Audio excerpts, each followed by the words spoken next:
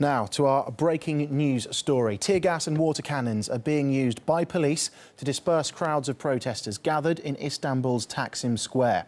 This comes shortly after the Turkish Prime Minister issued yet another warning to protesters, saying security forces will intervene if they don't clear the square by Sunday. RT's Irina Galushko now joins us live from Istanbul. Irina, good evening to you. What exactly is happening right now?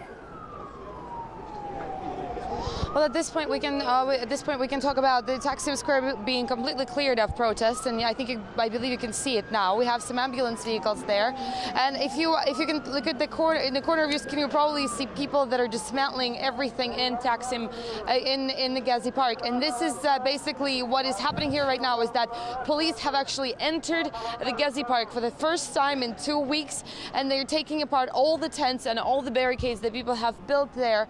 Now, we also know that neither media nor medical personnel are actually allowed at this point in the park itself. And as you have mentioned, all of this comes just an hour after Prime Minister Erdogan yet again said that this protest will not be tolerated and that all the tents will have to be gone by Sunday. And you have to understand that there are hundreds of tents that were in there. People were literally living there for weeks. And of course now a lot of people that have left Taksim Square, or were rather pushed out by police with water cannons and tear gas, they're all now congregating in streets that are leading up to Taksim Square. One of the main thoroughfares, Istiklal, with all the shops and an extremely popular public attraction. Actually, I think it's blocked by the crowds right now, and I can hear them cheering and yelling slogans, anti-government slogans, and they're also cordoned off by police. And they did use water cannons to try and cool them down, but that obviously didn't work. So these people are not going anywhere. And of course, this is yet another dispersal of protest in Istanbul this week. We had another one on Tuesday, and then if you look at a city like Ankara, the capital of Turkey, the protests, which are dispersed by police with water cannons and tear gas, have been going on there on a daily basis, and only 2 nights of those days were the occasions when police did not interfere. On all other occasions, you had all your sorry, I believe they're using the pepper spray and tear gas again, because we have just heard clashes and it's starting to get a little hard to breathe at this point.